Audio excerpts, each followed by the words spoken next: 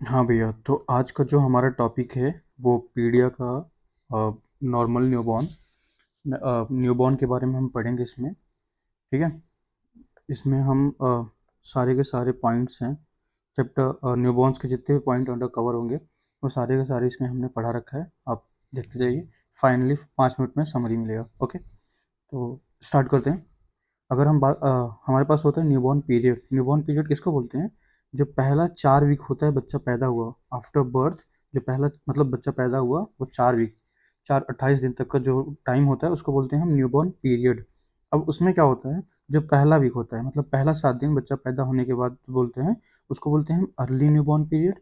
और उसके बाद मतलब 8वें दिन से लेकर 28 दिन तक नेक्स्ट 3 वीक जो होता है वो होता है लेट न्यूबॉर्न पीरियड। ठीक है। अब हम बात कर लेते हैं जो इंडिया में नॉर्मल एवरेज मतलब बेबी का बर्थ वेट कितना होता है। नॉर्मल जो होता है वो होता है 2.9 किलोग्राम। और कुछ हमारे ऐसे कुछ और मतलब बर्थ वेट आ सकते हैं बच्चों को, वो क्या है? अगर 2.5 kg से कम है, 2.5 किलोग्राम से कम है, इसको हम बोलते हैं लो बर्थ वेट, LBW भी बोल सकते हैं, लो बर्थ वेट। अगर 1.5 किलोग्राम से कम आए तो इसको बोलते हैं वेरी लो बर्थ वेट। अगर वहीं पे अगर 1 किलो से भी कम आए तो उसको बोलते हैं एक्सट्रीमली लो बर्थ वेट। ये तो हमारे हो गए कम वाले। अब ऐसा नहीं है कि कम ही आएगा, कुछ बेबी ऐसे होंगे जिनकी बर्थ वेट ज़्यादा होगी, तो उसको बोलते हैं बिग बेबी या फिर मैक्रोसोमिया। तब बोलते हैं जब बेबी का birth weight at the time of birth उसका जो वेट हो 4 किलोग्राम से ज़्यादा हो।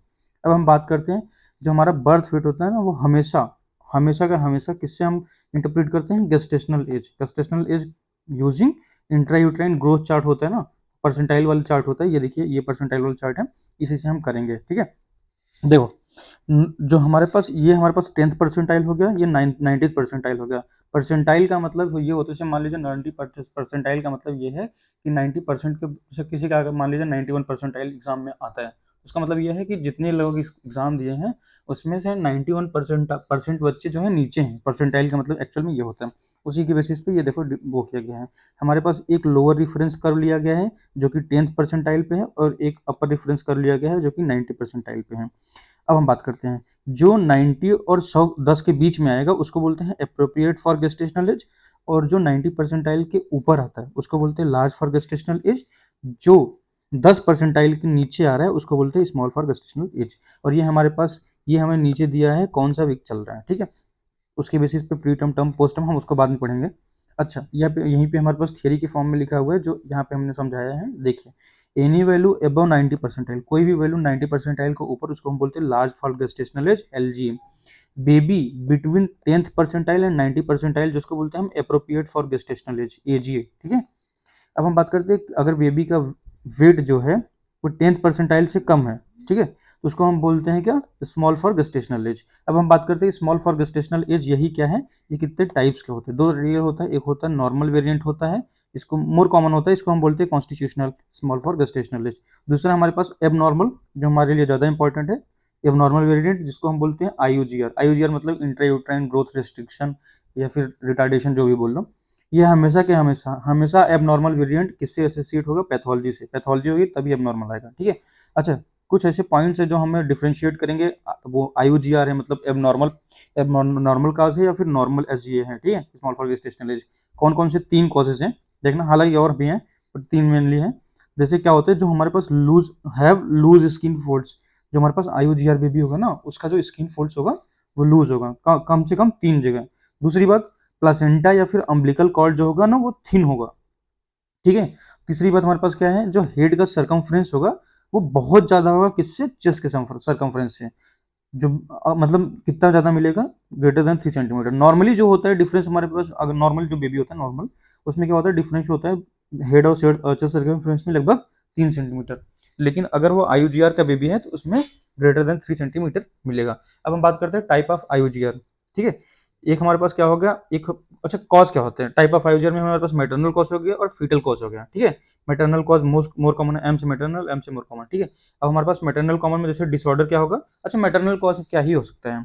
एक तो होगा हमारे पास क्या, यूट्रो प्लासेंटल इनसफिशियंसी, जैसे गैस्ट्रेशनल हाइपरटेंशन। अभी तुम गैस्ट्रेशनल हाइपरटेंशन यहाँ पढ़ रहे हो, अभी डायबिटिक पढ़ोगे तो उसमें हमारे पास क्या है, उसमें हमारे पास कुछ और आएंगे। ठीक है। अभी तो हम क्या पढ़ रहे हैं? IUGR के मैटरनल कॉज, जिसमें क्या है? Gestational hypertension. ठीक है। और हमारे पास अगर हम यही बात करें फीटल की कॉज की, तो फीटल की कॉज में क्या है, जेनेटिक डिफेक्ट या फिर उसकी भी एनॉमली कोई भी हो। दूसरी बात अगर हम बात करें ऑनसेट की, मैटरनल कॉज ऑफ आईयूजीआर कब ऑनसेट होता है, मतलब लेट होता है, सेकेंड या थर्ड ट्राइमेस्टर में होता है। जबकि अगर हम बात करें यहीं पे हमारे पास फीटल कॉज की, तो वो क्या होता है, अर्ली या फिर फर्स्ट ट्राइमेस्टर में होता है। इफेक्ट क्या दिखने को मिलता है हमारे पास इफेक्ट जो होता है मैटरनल कॉज में, ब्रेन स्पेयरिंग। ब्रेन स्पेयरिंग क्या होता है, क्योंकि जो होता है ना, ब्रेन का एक एडाप्टिव फिनोमिना होता है, जिसमें क्या होता है, ब्रेन जो होता है अपनी नेसेसरी रिसोर्सेज होता है ना, अपने प्रॉपर डेवलपिंग फंक्शनिंग के लिए वो अडॉप्ट कर लेता है। जैसे इसमें हमारे पास क्या है, because majority of the blood supply is directed toward the brain, इसीलिए इसको बोलते हैं ब्रेन स्पेयरिंग इफेक्ट मिलता है। जबकि हमारे पास यहाँ पे फर्स्ट ट्राइमेस्टर जब बच्चा मतलब अभी जस्ट वो डेवलप कर रहा है, तो क्या होता है, फर्स्ट ट्राइमेस्टर में जो ब्रेन स्पेयरिंग इफेक्ट नहीं देखने को मिलता है। ठीक है, दूसरी बात, अब हम बात करते हैं जो हमारे पास मैटरनल आईयूजीआर है, उसमें हेड साइज जो होता है वो नॉर्मल होता है, और एंड बेबी जो होता है स्मॉल होता है। इसको बोलते हैं असिमेट्रिकल आईयूजीआर, क्योंकि हेड साइज नॉर्मल है, उसने क्या किया, स्पेयरिंग इफेक्ट हो गया, तो उसमें अब उसका डेवलपमेंट सही से हो गया। अब हम बात करते हैं जो हमारे पास फीटल है, फीटल जो आईयूजीआर है उसमें क्या है, हमारे पास जो every part of the body जो होता है वो ग्रोथ रिस्ट्रिक्शन जाता है, इसको हमारे पास सिमेट्रिकल आईयूजीआर मिलता है। अब हम बात करते हैं कुछ पॉन्डरल वो इंडेक्स होता है। पॉन्डरल इंडेक्स ये बताता है कि जो हमारे पास उसके वैल्यू के बेसिस पे हम ये जान सकते हैं कि ये हमारे पास सिमेट्रिकल आईयूजीआर है या फिर असिमेट्रिकल आईयूजीआर है। देखो वो होता है, पॉन्डरल इंडेक्स होता है वेट जो कि ग्राम में लेना है, अपन लेंथ जो कि सेंटीमीटर में लेना है, उसका क्यूब इंटू 100। अगर पी का वैल्यू ग्रेटर देन 2 आ रहा है, सिमेट्रिकल आईयूजीआर, अगर लेस देन 2 आ रहा है तो असिमेट्रिकल आईयूजीआर। अब हम बात कर ये हमारे पास हो गया। अब हम बात करते हैं लार्ज फॉल गेस्टेशनल एज, एलजीए। एलजीए जो होता है, इसमें क्या होता है, जो बर्थ वेट होगा बेबी का वो 90% पीपल से ज्यादा होगा। ठीक है, अब हम बात करते हैं कॉज कैसे होते हैं। 4 कॉजेज हैं, जैसे हमारे पास कॉन्स्टिट्यूशनल या फिर नॉर्मल वेरिएंट हो गया, normal large large for gestational age. दूसरा हमारे पास क्या है, infant of diabetes mother, diabetic mother. अभी हमने क्या देखा था, हाइपरटेंशन। हाइपरटेंशन में हमारे पास क्या था, देखिए हाइपरटेंशन में हमारे पास कहाँ था, हाँ, हाइपरटेंशन में हमारे पास स्मॉल फॉर गेस्टेशनल एज अभी देखा था। ठीक है, हाँ ये देखिए हमारे पास यह है गेस्टेशनल हाइपरटेंशन है, तो यहाँ पे हमारे पास क्या है, आईयूजीआर मतलब स्मॉल फॉल गेस्टेशनल एज। जबकि अगर हम बात करें यहाँ पे हमारे पास लार्ज फॉल गेस्टेशनल एज में हमारे पास क्या है, डायबिटिक अगर है तो हमारे पास एलजी आ रहा है। अब दूसरा तीसरा हमारे पास क्या है, सोटोस सिंड्रोम होता है। सोटोस में क्या हमारे पास, सेरेब्रल गिगान्टोसिस। इसमें क्या होता है, इसमें क्या होता है, जो हमारे पास प्री मैच्योर टूथ होता है उसका इरप्शन होता है। दूसरी बात क्या होता है, डेवलपमेंटल डिले होता है। दूसरी बात क्या होता है, इंटेलेक्चुअल डिसेबिलिटी चाइल्ड के पास होती है। ठीक है, अब हम बात करते हैं, हमारे पास एक और आता है बेकविथ विडमैन सिंड्रोम होता है। इसमें क्या होता है, हमारे पास माइक्रोग्लोसिया देखने को मिलता है, मतलब जीभ बहुत बड़ा हो जाता है, मुंह खुला रहेगा, जीभ बाहर आता रहेगा। दूसरी बात, उसका जो जो अम्बिलिकल कॉर्ड जहाँ से वो रहता है ना, वहाँ पे हमारे पास जैसे हमारे पास हर्निया देखने को मिल सकता है, या फिर बहुत फूला फूला, तो उसको एम्फेलोसिल, जैसे एंटीरियर एब्डोमन जो है उसका डिफेक्ट होगा, जिससे हमारे पास एम्फेलोसिल या फिर अम्बिलिकल हर्निया देखने को मिलेगा। दूसरी बात, हमारे पास हेमी हाइपरट्रॉफी, मान लो ये 2 पैर हो गए है ना बेबी के, एक जो पैर है देखो पतला है, दूसरा हमारे पास बहुत मोटा हो गया है ना बेबी का, जैसे ये ठीक है, ये ओके, ये हमारे पास ये बेबी हो गई। तो हाँ, तो हमारे पास ये क्या हुआ, हेमी हाइपरट्रॉफी देखने को मिलेगा। ठीक है, अब हम बात करते हैं असेसमेंट। अगर हम मैच्योरिटी की बात करें तो असेसमेंट मैच्योरिटी हम करते हैं, न्यू बॉर्न जो होता है वो प्री टर्म, टर्म और पोस्ट टर्म में किसके बेसिस पे, कौन से गेस्टेशनल एज में बेबी को डिलीवरी हुई। ठीक है, जैसे हमारे पास है 30, अगर अगर जो हमारे पास गेस्टेशनल एज, जी मतलब गेस्टेशनल एज, ठीक है, आप समझ रहे होगे, मुझे पता है गेस्टेशनल एज। ठीक है, अगर 36 वीक प्लस 6 दिन मतलब 37 वीक से जस्ट कम, तो उसको बोलते हैं प्री टर्म बेबी। अगर gestational age 37 week plus 41 week से 37 वीक से लेके 41 प्लस प्लस 6 दिन हो तो उसको टर्म बेबी बोलते हैं। अगर गेस्टेशनल एज 42 वीक से ज़्यादा हो तो उसको बोलते हैं पोस्ट टर्म बेबी बोलते हैं। अब बात करते हैं पोस्ट नेटल असेसमेंट, मतलब पोस्ट नेटल असेसमेंट कैसे करेंगे हम बेबी का, मतलब बच्चा पैदा हो गया उसके बाद हम क्या करेंगे, असेसमेंट कैसे करेंगे कि क्या है ये मतलब ये प्री टर्म है या पोस्ट टर्म है। ठीक है, इसमें क्या करते हैं, gestational age is done using किससे, ईएनबीएस। ईएन क्या है, पहले तो बलार्ड सिस्टम यूज होता था, बलार्ड स्कोर यूज होता था, लेकिन अब क्या है, expanded new Ballard score use करता है। ठीक है, इसमें क्राइटेरिया क्या होता है, एक होता है फिजिकल मैच्योरिटी होता है, एक होता है न्यूरोमस्कुलर मैच्योरिटी। ठीक है, अगर हम बात करें जो हमारे पास स्कोरिंग पूरा टोटल स्कोर कितना आता है, वो आता है -10 से लेकर +50 तक आता है। हालांकि बहुत वास्ट है, उसको याद करने की जरूरत नहीं है, बस आपको इतना याद करना है कि रेंज कहाँ तक आता है। जो टोटल स्कोर रेंज होता है वो -10 से लेकर +50 तक होता है। दूसरी बात क्या करें, रेंज ऑफ गेस्टेशन एज क्या होते हैं, वो 20 वीक से लेकर 44 वीक तक होते हैं। ठीक है, अगर हम बात करें एक्यूरेसी का, हाँ हमारे पास अगर हमने मान लीजिए इससे new expanded new Ballard system से अगर हमने निकाला भी, तो हमारे पास डिफरेंस अप्रॉक्सिमेटली क्या आएगा, +-1 वीक का आ सकता है या फिर एक्यूरेट आएगा।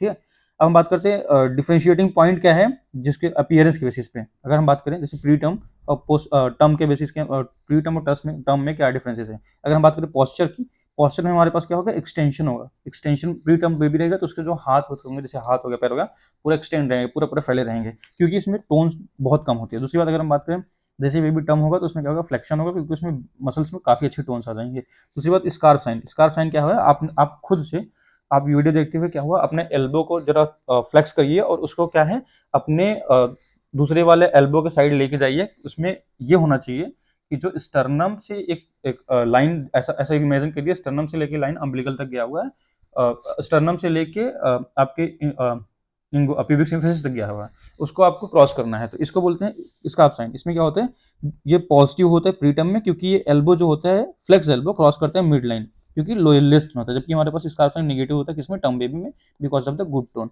अगर हम बात करें ब्रेस्ट में बर्ड या फिर नोडुल्स की बात करें, तो जैसे ही बेबी ज़्यादा मैच्योर होगा तो उसमें बर्ड्स ज़्यादा बढ़ जाएंगे, मतलब ज़्यादा नंबर में हो जाएंगे, तो हमारे पास टर्म में ज़्यादा 5 मिलीमीटर से ज़्यादा हो जाता है।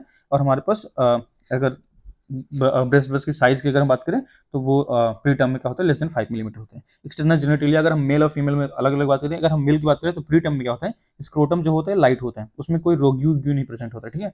अब बात करें टेस्टिस जो होता है पल्पेबल नहीं होता, क्योंकि हम सब जानते हैं कि जो टेस्टिस होता है वो डिसेंड करता है स्क्रोटम में 9th मंथ पे, ठीक है। वही अगर हम यहाँ पे देख ले, वही पिगमेंटेड स्क्रोटम अगर टर्म में पिगमेंटेड होता है, रेगी बहुत ज्यादा होता है, और टेस्टिस होता है पैल्पेबल होता है। अगर हम फीमेल की बात करें तो फीमेल के एक्सटर्नल जेनिटलिया की अगर हम बात करें तो लेबिया माइनोरा और लेबिया मेजोरा दोनों को दोनों दिखते हैं, ठीक है। लेकिन अगर हम बात करें टर्म बेबी में तो क्या होता है, सिर्फ लेबिया मेजोरा दिखता है, क्योंकि क्या होता है, ये लेबिया माइनोरा को कवर कर लेता है, ठीक है। अब हम बात करते हैं ईयर जो होता है, जो ईयर का मतलब ईयर रिकॉइल जैसे कैसे करता है, ठीक है। अगर हम बात करें ईयर रिकॉइल की बात करें हम, तो अगर हमने क्या हुआ, अगर कान को पीके की, जिस पे पीके मूवी देखते हैं तो उसमें थोड़ा सा ये आगे करता है फिर पीछे कर लेता है, वही कान वाली अगर हम बात करें, तो कान को थोड़ा सा हम आगे की तरफ अगर ले जाएं, है ना, हाथ से मैनुअली, तो इसमें क्या होता है, उसका जो रिकॉइल होगा वो स्लो होगा, क्योंकि इसमें क्या होता है, इलास्टिक कार्टिलेज अच्छे से डेवलप नहीं होते हैं। जबकि अगर हम बात करें टर्म बेबी में तो इसमें क्या होता है, फास्ट होता है, क्योंकि इसमें इलास्टिक कार्टिलेज अच्छे से डेवलप होते हैं। दूसरी बात क्या करें, लेनिवो हेयर जो होते हैं, इसको हम फेटल हेयर बोलते हैं, ये एबंडेंट होता है प्री टर्म में, जाहिर सी बात है, और जैसे बेबी बढ़ेगा तो इसमें क्या होता है, एब्सेंट होने लगेगा, स्पार्स मतलब बहुत कम होने लगेगा। अब बात करते हैं कुछ ऐसे पॉइंट्स होते हैं आइडेंटिफाई करेंगे कि पोस्ट टर्म बेबी को, ठीक है। कुछ ऐसे पॉइंट्स क्या है, एक हमारे पास क्या है, मेकोनियम स्टेनिंग है। मेकोनियम स्टेनिंग क्या है, नेल्स, फिंगर्स और बॉडी में क्या हमारे पास होता है, स्टेनिंग आने लगती है। मतलब ऐसा क्यों होता है, क्योंकि जो आफ्टर 42 वीक जो होता है, एनल स्फिंक्टर जो होता है ओपन हो जाता है, ठीक है, ओपन, ठीक है। अब हम बात करते हैं हमारे पास क्या हो, दूसरी बात क्या होता है, ओवरग्रोन फिंगर नेल्स। जाहिर सी बात है नाखून बढ़ जाएगा यार, पोस्टम बेबी है तो इतना तो कॉमन सेंस होना चाहिए कि पोस्टम बेबी है तो नाखून बढ़ जाएगी। अब बात करते हैं विंकलिंग ऑफ द स्क्रीन, हमारे पास विंकलिंग ऑफ द, ऐसा क्यों, डिक्रीज इन द इम्यूनोटिक फ्लूइड हमें देखने को मिल जाएगा। चलो हम समराइज करते हैं जल्दी से 2 मिनट के अंदर, ठीक है। हम बात करें नॉर्मल न्यूबॉर्न की, न्यूबॉर्न पीरियड जो होता है फर्स्ट 4 वीक जो होता है आफ्टर बर्थ होता है उसको हम बोलते हैं न्यूबॉर्न पीरियड। जो फर्स्ट वीक होता है उसको अर्ली न्यूबॉर्न, जो लेट होता है और नेक्स्ट 3 वीक होता है उसको बोलते हैं लेट न्यूबॉर्न। अगर हम बात करें एवरेज वेट 2.9 kg होता है, ठीक है, 2.9 kg होता है। अगर हम बात करें अगर 2.5 किलो से कम हो, 2.5 किलो से कम हो तो लो बर्थ वेट, 1.5 किलो से कम हो तो वेरी लो बर्थ वेट, अगर 1 किलो से कम हो तो एक्सट्रीमली लो बर्थ वेट होता है। अगर बिग बेबी या फिर मैक्रोसम इसको बोलते हैं जो 4 kg से ज़्यादा हो at the time of birth. Birth weight हमेशा क्या करते हैं, ऑलवेज इंटरप्रेट करते हैं किससे, gestational age, by using percentile chart, ठीक है। परसेंटाइल चार्ट में हमारे पास क्या हुआ, हमने लोअर रेफरेंस किसको लिया, 10 परसेंटाइल को, अपर रेफरेंस को 90 परसेंटाइल को। कोई भी वैल्यू अगर 90 परसेंटाइल और 10 परसेंटाइल के बीच में आता है उसको बोलते हैं एप्रोप्रिएट फॉर गेस्टेशनल एज। अगर हम बात करते हैं कोई भी वैल्यू अगर 90 परसेंटाइल के ऊपर होता है तो उसको बोलते हैं लार्ज फॉर गेस्टेशनल एज। अगर अगर अगर कोई भी वैल्यू आता है लेस देन 10 परसेंटाइल होता है उसको बोलते हैं स्मॉल फॉर गेस्टेशनल एज बात करते हैं। अगर हम बात करें स्मॉल फॉर गेस्टेशनल एज में कितने टाइप्स होते हैं, 2 होते हैं, एक होता है नॉर्मल वेरिएंट होता है या फिर कॉन्स्टिट्यूशनल एज होता है, मोर कॉमन होते हैं। दूसरा हमारे पास एबनॉर्मल होता है जिसको हम आईयूजीआर या फिर इंट्रायूटेराइन ग्रोथ रिस्ट्रिक्शन या फिर रिटार्डेशन बोल सकते हैं। हमेशा के हमेशा आईयूजीआर किस चीज से रिलेटेड होगा, पैथोलॉजी से। अगर हम कुछ ऐसे पॉइंट्स है जो डिफरेंशिएट करेंगे वो नॉर्मल एसजीए है या फिर एबनॉर्मल या फिर मतलब एबनॉर्मल मतलब आईयूजीआर है। तो आईयूजीआर में बेबी जो होता है उसके क्या होगा, स्किन फोल्ड्स होंगे, लूज होंगे कम से कम 3 जगह पे। दूसरी बात क्या होगा, प्लासेंटा या फिर अम्बिलिकल कॉर्ड होगा वो थिन होगा। हेड सर्कमफ्रेंस बहुत ज्यादा बड़ा होगा, चेस्ट सर्कमफ्रेंस से डिसअपियर मतलब डिफरेंस अप्रोक्सीमेटली कितना होगा, 3 सेंटीमीटर से ज्यादा होगा। नॉर्मल जो डिफरेंस होता है चेस्ट और हेड सर्कमफ्रेंस का वो 3 सेंटीमीटर होता है। टाइप ऑफ आईयूजीआर की अगर हम बात करें तो 2 कॉज हो सकते हैं, मैटरनल या फिर फीटल। मैटरनल कॉज जो होते हैं मोर कॉमन होता है, MC maternal, MC more common. Disorder किसका होगा, यूट्रोप्लासेंटल इंसफिशियंसी लाइक गेस्टेशनल हाइपोटेंशन। जबकि अगर हम बात करें कि फेटल कॉज में क्या हो सकता है, जेनेटिक डिफेक्ट या फिर एनॉमली। अगर हम ऑनसेट की बात करें तो जो हमारे पास मैटरनल कॉज है, तो हमारे पास क्या होगा, सेकंड या थर्ड ट्राइमेस्टर की ऑनसेट होगा, जबकि हमारे पास फेटल कॉज होगा वो क्या होगा, वो हमारे पास देखने को मिलेगा फर्स्ट ट्राइमेस्टर। अगर हम बात करें इफेक्ट की, तो हमारे पास ब्रेन में स्पेरिंग इफेक्ट दिखेगा किसमें, मैटरनल कॉज, क्योंकि वो सेकंड और थर्ड ट्राइमेस्टर में हो रहा है। इसमें ये होता है मेजॉरिटी जो ब्लड सप्लाई होगा वो डायरेक्ट हो जाता है टुवर्ड ब्रेन, जिसकी वजह से क्या होगा, असिमेट्रिकल आईओजीआर हमारे देखने को मिलेगा।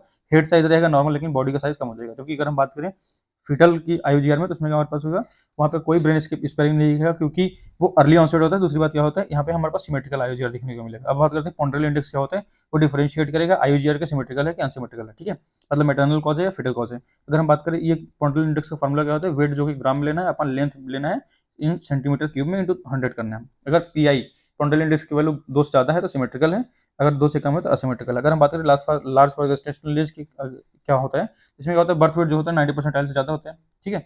इसमें क्या क्या कॉजेज हो सकते हैं, कॉज हमारे पास 4 हैं, constitutional एलजीए, infant of diabetic mother हो सकती है, सोटोस सिंड्रोम हो सकता है, या फिर बैक विथ विडमन सिंड्रोम हो सकता है, ठीक है। इन्फेंट फॉर डायबिटिक मदर में हमारे पास गेस्टेशनल डायबिटीज, ठीक है। सोटोस सिंड्रोम में हमारे पास याद क्या करना है, premature tooth eruptions, developmental डीलो।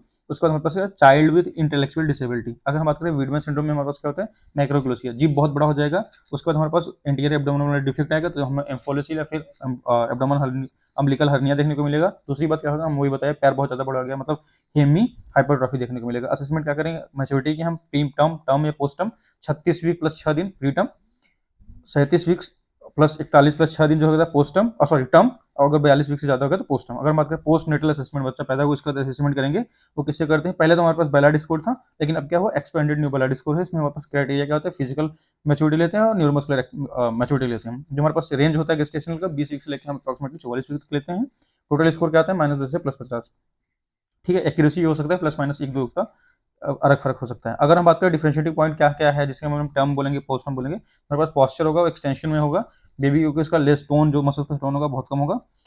और अगर हम बात करें टर्म में, हमारे पास क्या होता है, उसमें फ्लेक्शन होता है, क्योंकि टोन बहुत अच्छा होगा। स्कार्फ साइन जो होगा वही फ्लेक्स एल्बो जो होता है, मिड लाइन क्रॉस कर जाएगा, वो हमारे पास पॉजिटिव दिखेगा प्री टर्म में, जबकि हमारे पास नेगेटिव दिखेगा पोस्ट टर्म में, because of the good tone, ठीक है। अब हम बात करें ब्रेस्ट के जो नोड्यूल्स साइज की बात करें, तो 5 मिलीमीटर से कम होगा, लेकिन जबकि हमारे पास टर्म होगा तो अच्छे से डेवलप हो जाएगा, 5 मिलीमीटर से ज़्यादा होगा। एक्सटर्नल जेनिटली अगर मेल की बात करें, तो हमारे पास स्क्रोटम जो होगा लाइट होगा, इसमें हमारे पास रगी एब्सेंट्स होंगे। दूसरी बात टेस्टिस डिसेंड नहीं करेगा, जबकि अगर हम बात करें टर्म में, तो हमारे पास टेस्टिस डिसेंड कर जाएगा, क्योंकि टेस्टिस जो होता है डिसेंड करता है 9th मंथ में, ठीक है। अब हम बात करते हैं एक्सटर्नल जेनिटलिया, अगर फीमेल की बात करें तो लेबियम मेजोरा, लेबियम माइनर दोनों को दोनों विजिबल है। लेकिन अगर हम बात करें मेल में, सॉरी टर्म में, तो हमारे पास उसमें क्या होता है, लेबियम मेजोरा जो होता है कवर कर लेता है लेबियम माइनर को, इसलिए सिर्फ लेबियम मेजोरा विजिबल होता है। ईयर रिक्वायली अगर हम बात करें तो क्या होता है, हमारे पास स्लो होता है किसमें, प्री टर्म में, क्योंकि इलास्टिक कार्टिलेज अच्छे से डेवलप नहीं होते हैं। जबकि अगर हम बात करें फास्ट होता है किसमें, हमारे पास टर्म में। अब बात करें लेनिको हेयर जो होता है, इसको फेटल हेयर बोलते हैं, जो कि एबंडेंट होगा, जाहिर सी बात है, प्री टर्म में, और हमारे पास किसमें होगा, स्पार्स होगा किसमें, पोस्ट टर्म में, सॉरी टर्म में, ठीक है। अब हम बात करते हैं कुछ ऐसे पॉइंट्स है जो पोस्ट टर्म बेबी को दिखाता है, जैसे कि हमारे पास क्या होगा, मैकोनियस स्टेनिंग। इसमें क्या होता है, नेल्स, फिंगर्स और बॉडी में हमारे क्या दिखेगा, स्टेनिंग दिखेगी, मैकोनियस स्टेनिंग। इसमें क्या होता है कि 42 वीक के बाद क्या होता है, एनल स्ट्रक्चर जो होता है ओपन हो जाता है। दूसरी बात क्या होता है, ओवरग्रेन फिंगर्स, जब पोस्ट टर्म बेबी होगा, बेबी चाहे अंदर है चाहे बाहर है, उसका नेल तो ग्रो करेगा ही, तो क्या होगा, ओवरग्रेन फिंगर्स। दूसरी बात क्या होगा, व्रिंकलिंग ऑफ द स्किन डिक्रीज होगा। व्रिंकलिंग ऑफ द स्किन ऐसा क्यों होगा, because of decrease in the amniotic fluid, खत्म।